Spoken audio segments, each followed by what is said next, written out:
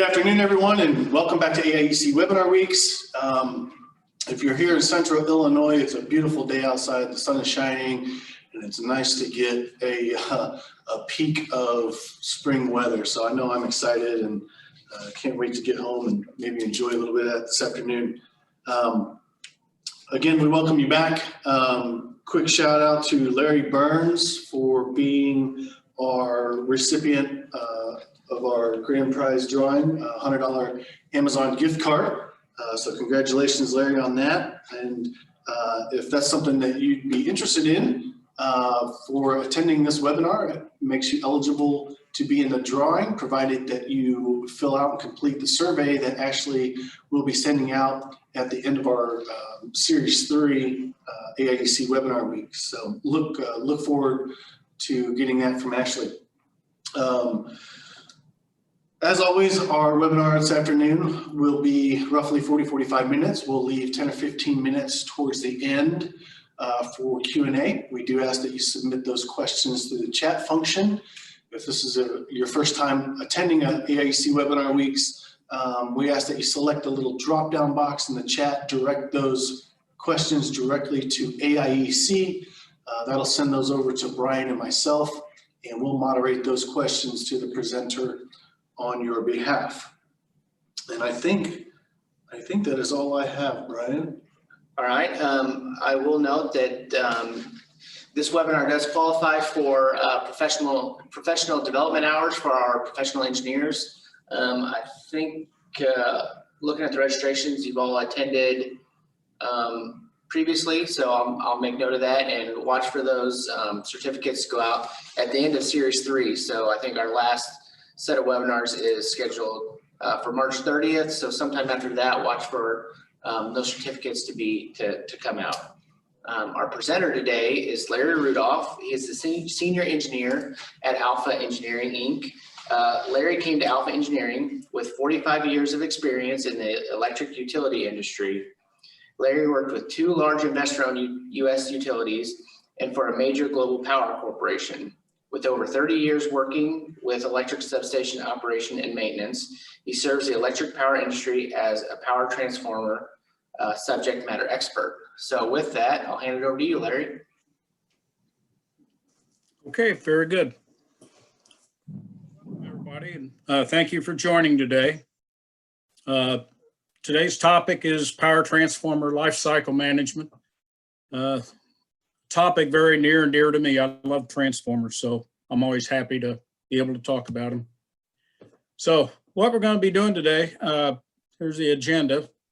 We're going to talk about what asset lifecycle management is, just basic design and function of a power transformer, failure modes for a power transformer, importance of a detailed specification, transformer testing, different tests that are done at different times, developing an efficient maintenance program, maintaining documentation for each of your transformers and why that's important, and contingency planning for trouble and failure events you would have. And then, of course, at the end, we'll have a time for questions.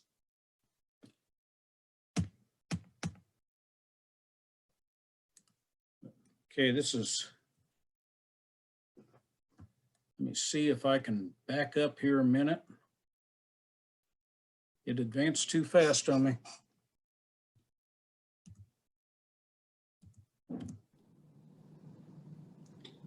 Larry, you might try using the left arrow on your keyboard. Should allow you to back up. There we go. Yep. Okay. Sorry about that. All right. So what is lifecycle management? Lifecycle management is looking at the total cost of ownership of your asset,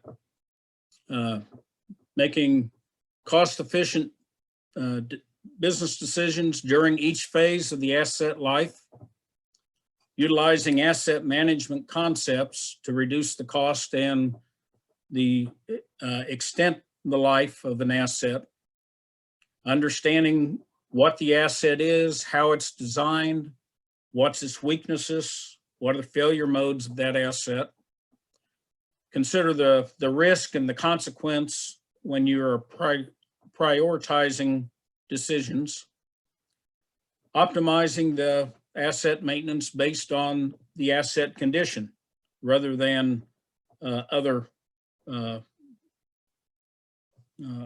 options. And then to have a contingency plan. You always want to be prepared ahead of time in case something happens. So this is the kind of thing, you never want to get this phone call at 2 o'clock in the morning that you have a problem in the substation. Transformer's on fire. First thing that happens is the fire department arrives, news media follows quickly. You've got customers who are out of power, and it doesn't take long for the attorneys to get involved. So you never want to have a transformer failure. So part of asset management, part of life cycle management for a power transformer is trying to avoid those catastrophic failures. So the total cost of a power transformer failure includes a number of items. It's a lot more than just the cost of the piece of equipment.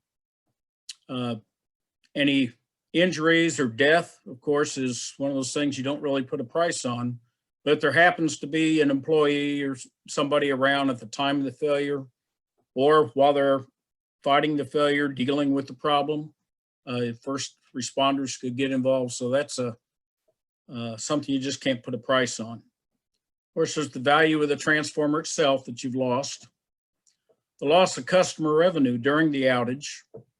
If you got businesses who are connected to that transformer, business interruption costs can be huge. So, the business customers will be filing claims for losses. There's collateral damage often occurs with adjacent equipment. A transformer failure many times winds up throwing oil across the substation, throwing porcelain from bushings and the like. So there can be quite a bit of collateral damage. And with that oil out there, you've got the cost of environmental cleanup. And again, it's another incident where many times you wind up getting unwanted publicity. You have the replacement of the transformer and the other equipment, including all the in and out cost of replacing the equipment. And of course, the public relations issues involved. So some power transformer basics.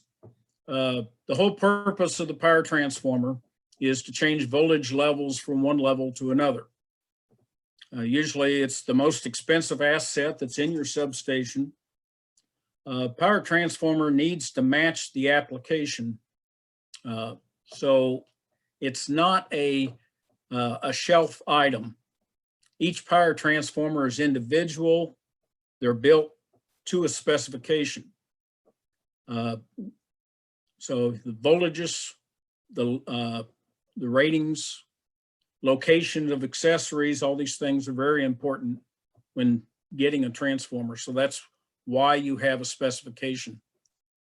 There's a long lead time from the time that specification is sent out until you get delivery of the transformer.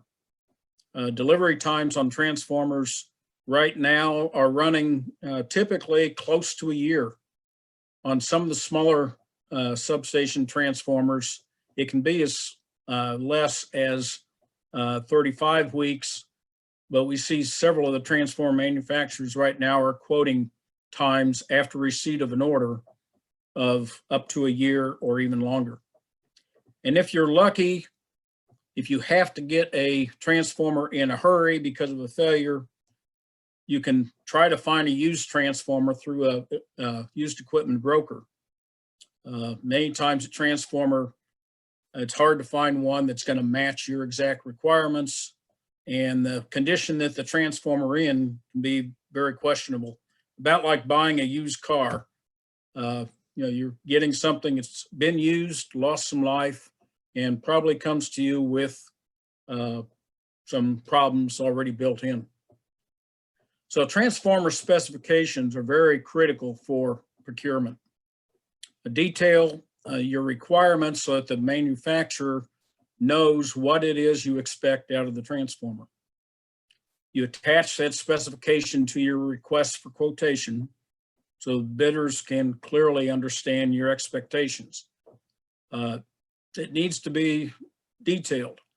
You don't want transformer to arrive at your substation and get surprised that it's comes in the configuration it's in.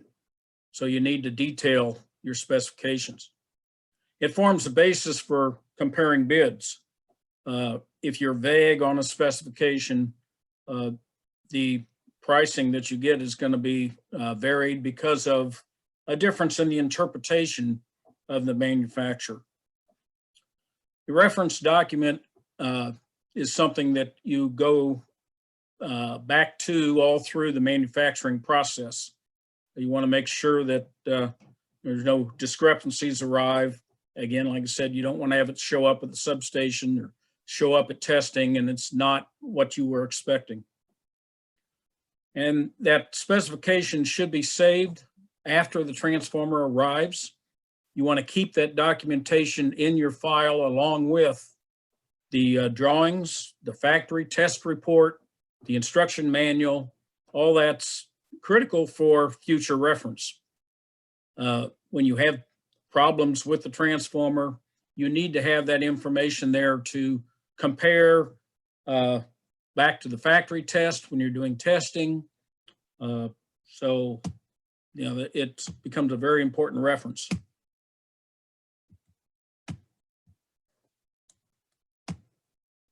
There we go. Touchpad's getting funny.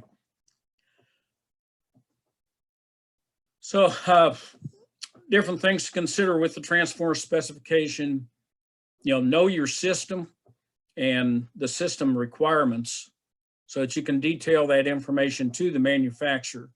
There's a lot of things that the design engineer takes into account based on the location, based on the environment the transformer's in. You know, if it's close to buildings or firewalls where there's maybe limited air circulation, that has an effect on how they design the transformer. When it's practical, match the transformer's physical dimensions, things like the location of the control cabinet, the location of bushings, to the existing transformers you have on your system. That way, if you're a utility that moves transformers from one place to another, everything's in the same place. It minimizes the expense and the time it takes to move a transformer from one location to another, to bring in the new transformer to replace one that is on a pad. Specify accessories that are already on your system, things like the bushings, any of the many accessories that are there, so that it keeps you from having to have a large number of different spare parts in your inventory. And it reduces the training time for your operations and maintenance people.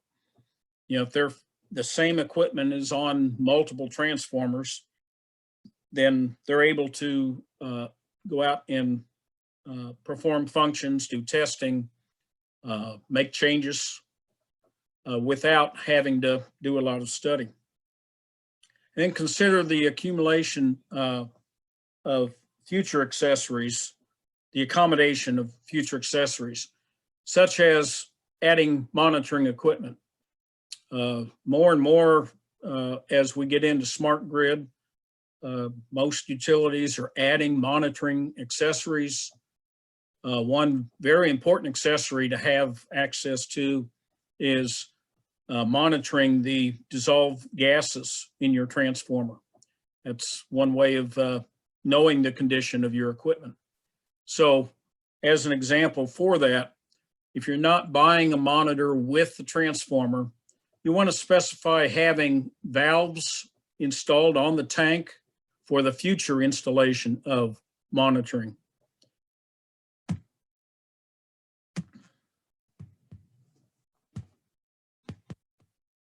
Yeah, there we go. So it's important to know the deterioration of major components of your asset. The reason for that is you want to monitor things that are going to deteriorate. That way you can forecast problems that are coming up. So some of the major components of the power transformer that deteriorate, you have overheating from solid insulation in the transformer. That reduces the life of the transformer. The cellulose fibers break down and weaken the paper. And the paper is something that cannot be resurrected or improved. As life is taken from the paper, it's life gone from the transformer. So that's a very critical component to protect and monitor. The overheating of the dielectric fluid breaks down the fluid quality. You wind up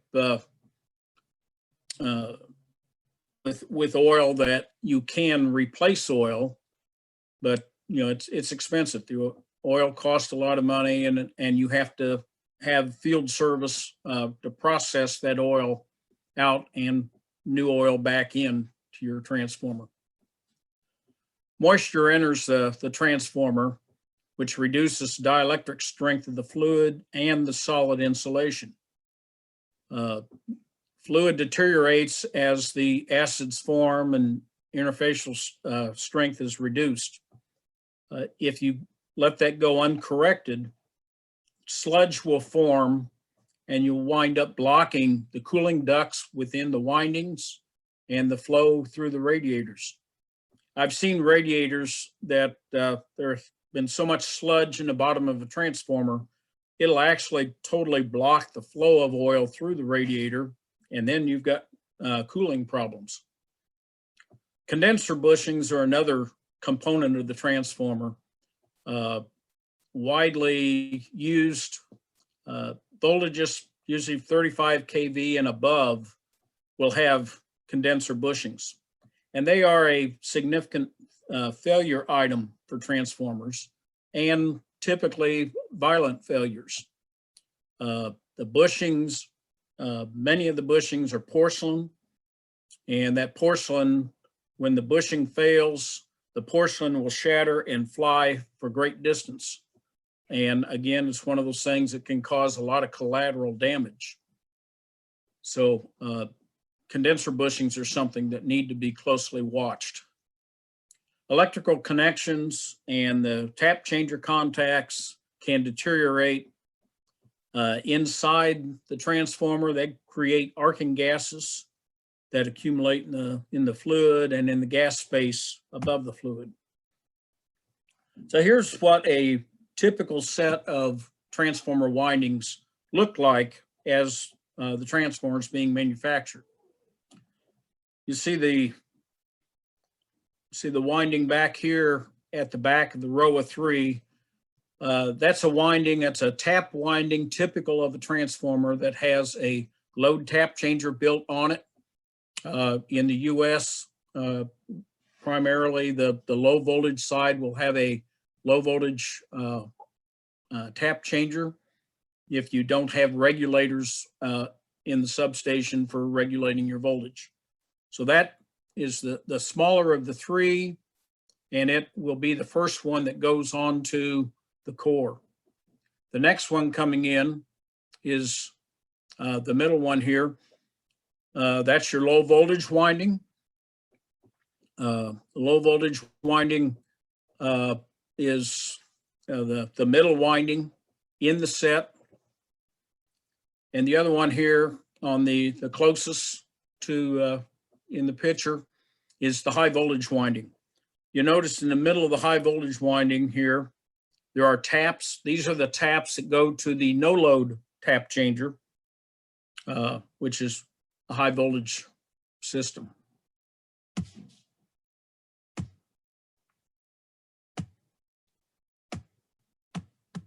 There we go. Well, my touchpad is getting very touchy. So this is a core and coil assembly. This is after those windings are set onto the core, and the core is the steel that is through the center, conducts the magnetic path, which is part of the transformation. the you see the leads coming out of the windings being brought up to the top where they would attach to, on this transformer, they're attaching to a no load tap changer or the de-energized tap changer on the high voltage lead. And then the other structure is the support structure for the leads. The low voltage leads are coming up through the center, and they also are coming up on the other side here to attach to.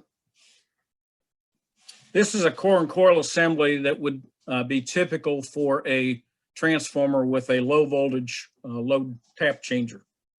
It has actually a second transformer that is part of the tap changer design in order to reduce the effect of the taps when they change. So you don't want to be burning your contacts in the tap changer. So that preventive auto is part of that. So you actually have two transformers in a transformer with a load tap changer.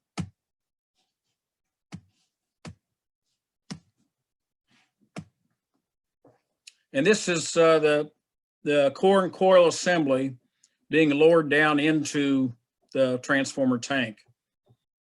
So you can see again there on the picture on the right, on the left side here inside the tank, these are all those low voltage leads that are coming up through the center of that winding. On the other side here is your high voltage coming up. So you can see once you have that core and coil assembly down into the transformer, there's not really a whole lot of room in there. So when you have a problem with a transformer in the field, there's not a lot of room to have a service person go inside and try to locate problems. So transformer failure modes. This is a slide from a paper that was presented at a conference by the Hartford Steam Boiler Inspection and Insurance Company. And 20 years of studying transformer failures, the values given there are percentages of failure for different types of causes. And you'll notice if you look down the causes there, there's a lot of overlap. The second largest category is other. You can't always determine what the failure was once you've had the failure. But electrical disturbances, lightning, those overlap a lot. It's hard to tell the difference between them. But there are some other things you can definitely see. There's defective insulation, electrical connections that will fail, whether it's a connection to a bushing, a connection of the lead from a winding going to the bushing.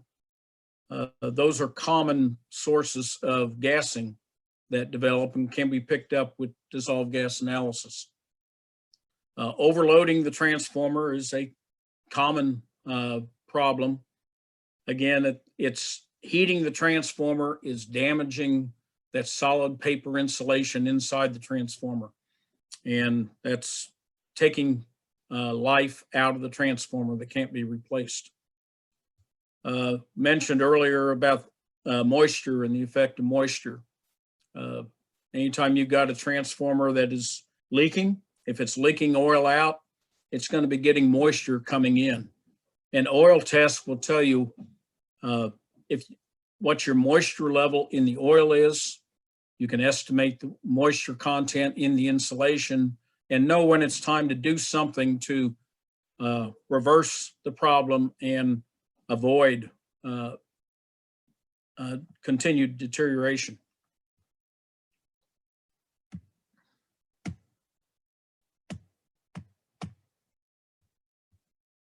So transformer testing, different sets of tests for different times.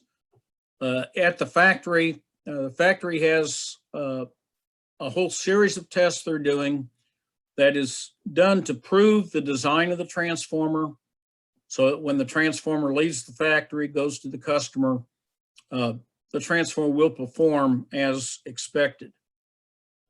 These are tests, many of these tests are done at the factory that cannot be repeated in the field due to the type of equipment that's required to obtain the voltage levels that are necessary to obtain the variance and frequency that are necessary for the factory tests. So these are pretty unique tests. Many of these tests, though, when you're in the field doing maintenance testing, the values from the factory test can be used as a reference to the results that you get in the field. There's condition assessment tests that are done for a variety of reasons. If you're buying a used transformer, you want to know what kind of condition it's in, so you do some as extensive field testing as you can on that transformer. It's important if you're considering changing out a transformer, moving one to a different location, you want to do a good complete set of tests on that asset in order to make sure that it's going to be worth the time and expense to move it. It's also important to do condition assessment test after a system event before you re-energize the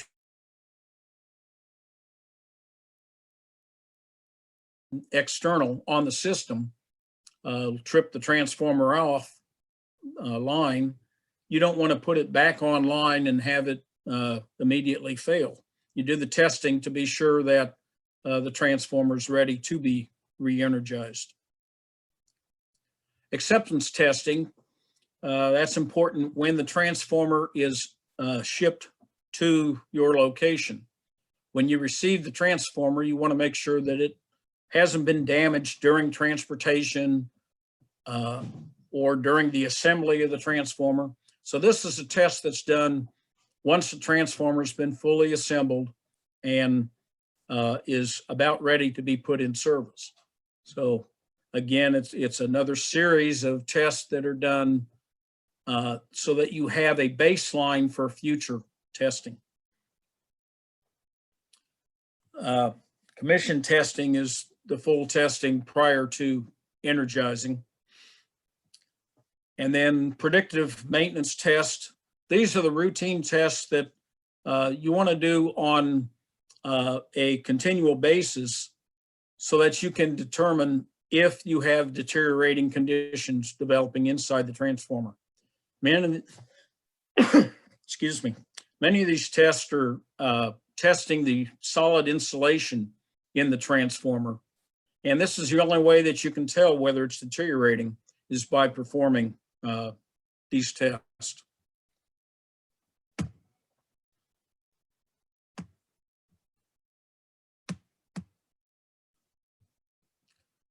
Transformer maintenance optimization. You perform and document routine inspections. Now, these are kind of a minimum monitoring that you should be doing on your transformers in the substation. This is done with the transformer energized. So you're not having to take it out of service, but you're out there looking for things that are telltale signs of a problem developing. So it's without having to install a lot of expensive online monitoring, it is an inexpensive way to assess the condition of the transformer. So the first one there is just doing a visual inspection. It's good to schedule at least once a year a substation inspection, not only for your transformers, but for all the equipment that you have in the substation. You want to start out with a checklist of things for the inspector to look at to make sure they don't miss something important. You want to record the inspector's name and the date of the inspection. So if there's any questions arise about something that was reported, you know who to contact. You look around the substation. One of the first things you want to check is security. You want to make sure that you're keeping the public out of the substation. Especially, many of us are having problems with people coming in and trying to steal copper, cut grounds and whatnot. So you anticipate finding things like that. You're looking for missing or loose grounds. It's a big safety issue. So you want to make sure that all your grounding is there, whether it's grounding on the fence, grounding for the equipment. You know, your ground system is very important for your safety. Looking for signs of vandalism, checking all the equipment for proper oil level, looking at the bushings and the tank. You want to check for porcelain damage on bushings, look at oil leaks, and report all this. Maybe you're not going to get to it right away, but you want to be able to know what kinds of things need attention when the transformer is taken out of service. The inspector, is able to listen for any unusual signs. If you have people who are familiar with the substation, they're going to be able to pick up when something just doesn't sound right. And the other thing important to do with this visual inspection is to operate the fans and pumps, if they have pumps installed, in order to just check the operation. Especially as you come up on the summer, you want to make sure that all the fans are functioning. You have an opportunity to do maintenance on the fans, replace them if necessary before the summer moves in. You collect insulating fluid samples from the transformer and from the load tap changer if it has a load tap changer. But that's a separate tank from the main tank. You want to send those samples to an accredited oil lab for oil quality and dissolved gas analysis. Now, this is almost like, having a blood sample taken, for the doctor to evaluate your health. The oil in the transformer is about like, the blood. So it tells you a whole lot about the condition of the transformer. You can monitor the gas levels, and by doing trending, you can forecast problems and how fast the problem is developing. And the third item that should be done on an annual basis is to do infrared inspection. Here you're looking for hot spots on connections, bushings, and on tank surfaces. The infrared can be used to verify the oil level in the tank. You'll see the difference in temperature, that oil against the metal of the tank. It also will indicate whether or not you have a problem with a radiator or a cooler that is not got oil flowing through it. So, these are all items that need to be looked at least annually. If you have a problem, you want to do it more often. Transformer maintenance, your de-energized testing. Now, this is, like I said, the paper insulation is something that you can't test externally. There's no monitors for that. So these are tests that you do to verify the condition of the paper in the transformer. Turns ratio, that's looking at the winding conductors and seeing if there's a problem developing there. There'll be a difference between the three phases if there's a problem. If you have shorted turns developing. So, that's important to know. So that's a very basic test. Power factor is the most common test that's done offline to evaluate condition.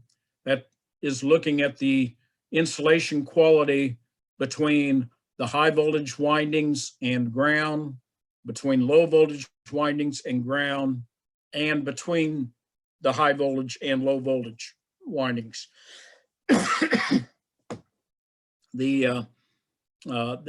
The power factor will change as the insulation deteriorates. Power factor will increase.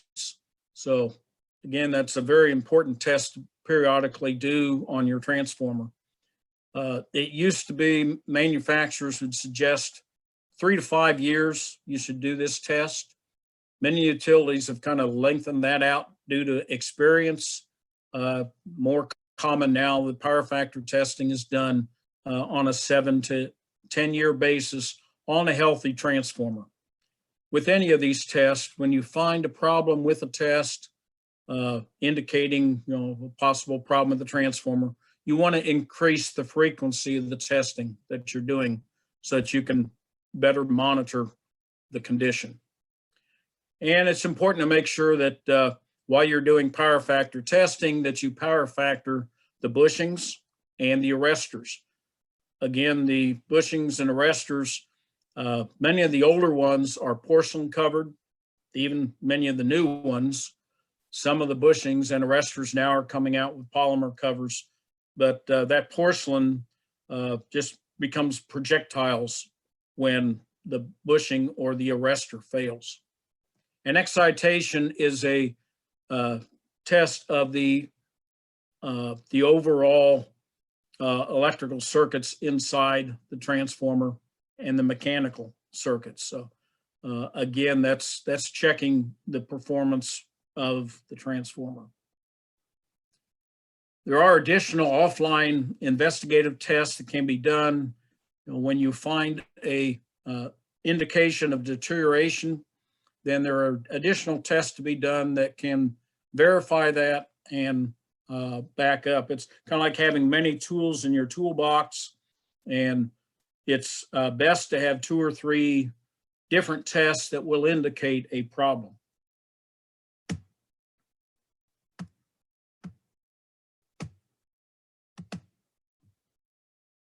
Transformer record keeping.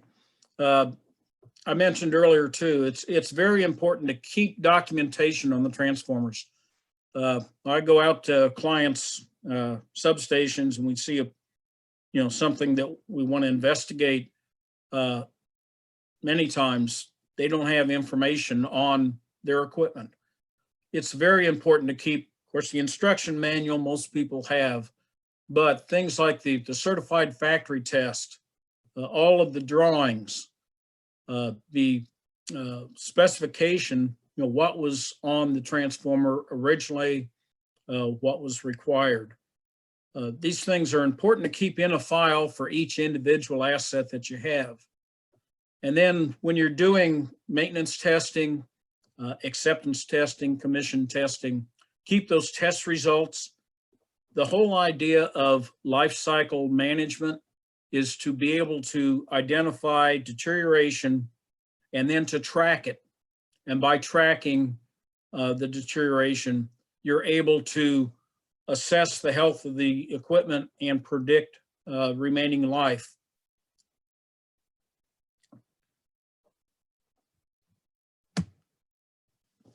And then contingency planning and getting to the end of life.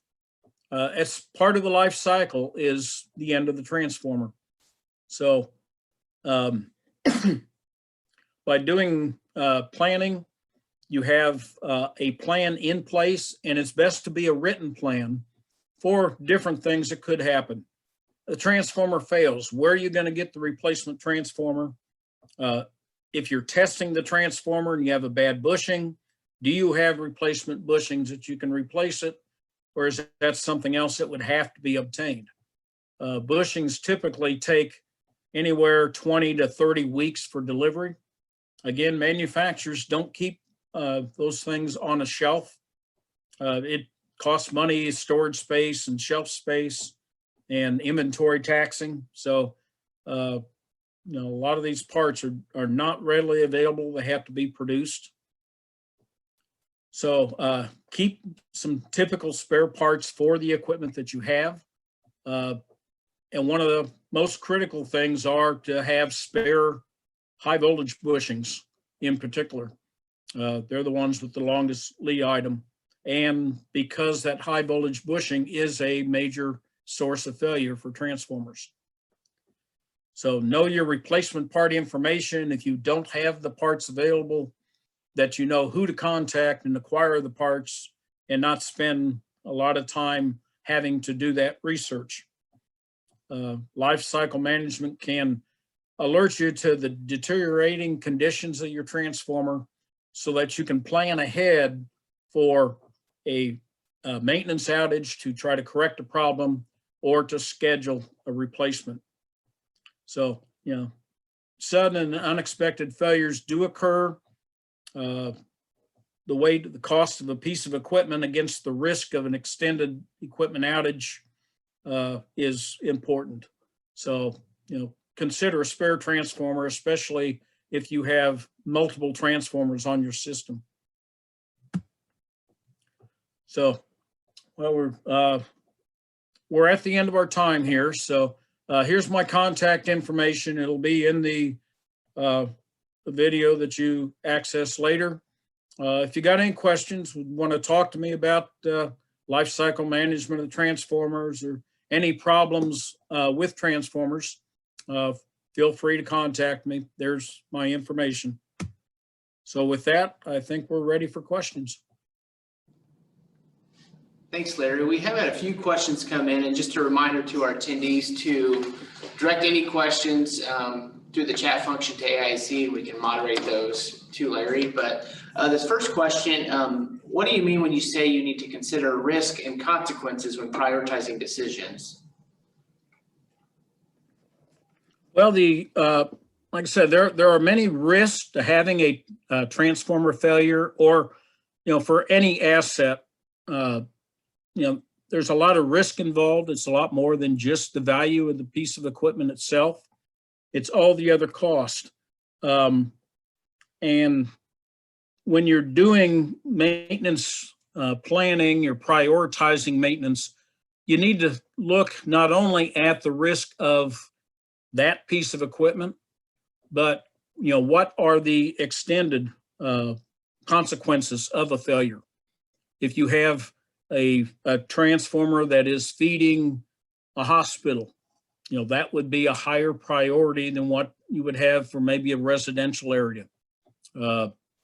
Transformers feeding manufacturers, the business interruption cost can be huge, and consequently, can lead to lawsuits and a major expense for the utility. So that would have a higher priority than other locations. And in some places, it's, can cause problems with loading on the system. So you want to look beyond, just the asset itself. You want to look at the other risks and consequences to an unplanned event. Thanks, Larry. Another question that came in. What kind of online monitoring devices should you have on your transformers, and how do you justify the cost of those? Okay. Yeah, one of the first ones, like I mentioned earlier, one of the most important monitors I feel for a transformer would be to have a online DGA monitor. This is a monitor that is simulating the lab test that would be done looking at the dissolved gas in the transformer. Gassing is one of the first indicators that you have a problem developing inside the transformer. They can be expensive to have a full gas monitor. There's about 8 gases that you want to monitor for, and a monitor for that could run between $50,000 and $60,000. But you can install a hydrogen monitor that is just looking at hydrogen. Hydrogen is a common gas to many of the issues that would start developing in the oil. So with a hydrogen monitor, you can get those for between $6,000 to $10,000. And then if you have a problem developed that is picked up by either your lab testing or by the hydrogen monitor, again, you evaluate the risk and decide, whether it's or not it's worthwhile to put the full gas monitor at the higher price. The other thing, most of the accessories that are common on a transformer now. Things like your oil levels, your temperatures, operation of things like your sudden pressure relay. They will have remote monitoring capability. So even if you're not sending those things to an operating center, it's a very minor difference in cost to buy the accessory with a new transformer that has that monitoring capability that you could access and use in the future.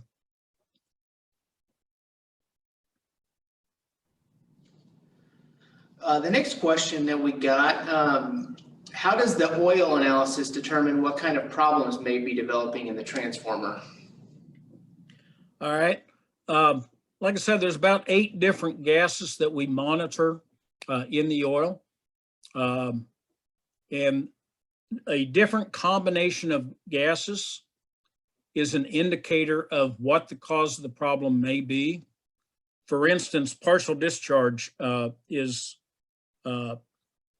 where you start breaking down insulation and you start getting electrical discharge going through the insulation.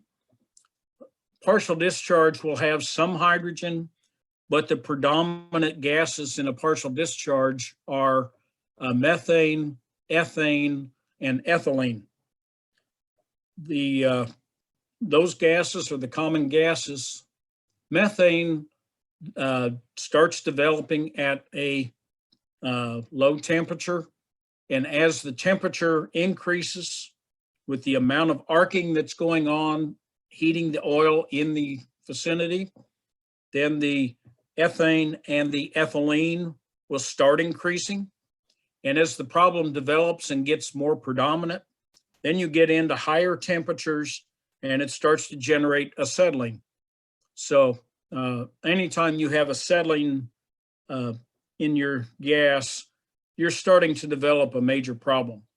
So that's one of the patterns that you use looking at dissolved gas analysis.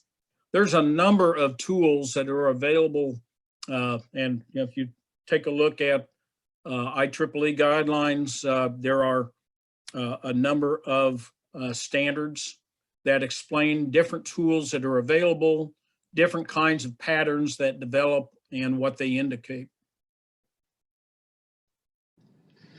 A couple more questions that came in.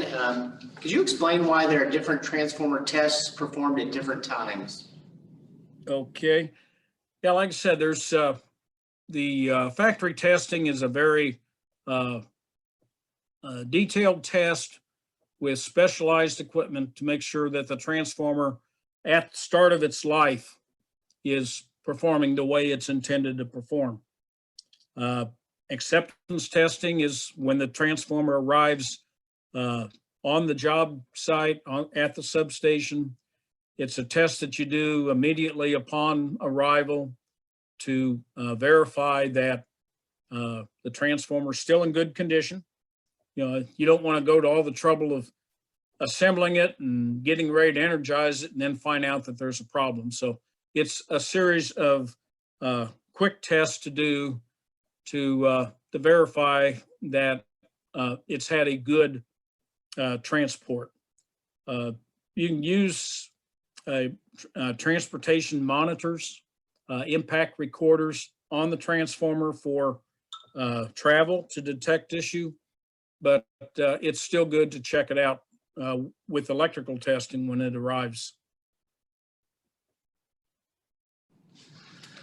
All right, the last question that came in for you, Larry. Should we still follow the time-based maintenance that is recommended in the instruction book that comes with the transformer, or is that a waste of time? That's something that many of the maintenance engineers have been debating for quite a while. Basically, the common thinking is that the manufacturer has to protect his interest. So maintenance levels they prescribe in the instruction manuals, many times they're extremely conservative, and that's to ensure that they're getting through the warranty period that they'll wind up having to pay out. So the maintenance intervals, so many people, that if they're following the maintenance intervals to the T, they're doing a lot of testing when there's not a need for it. That's why the condition assessment really is a much better tool to use, a more economical tool to use inexpensive methods to assess the condition of your piece of equipment. And if you see an issue, then you pull out the test equipment and do more extensive maintenance.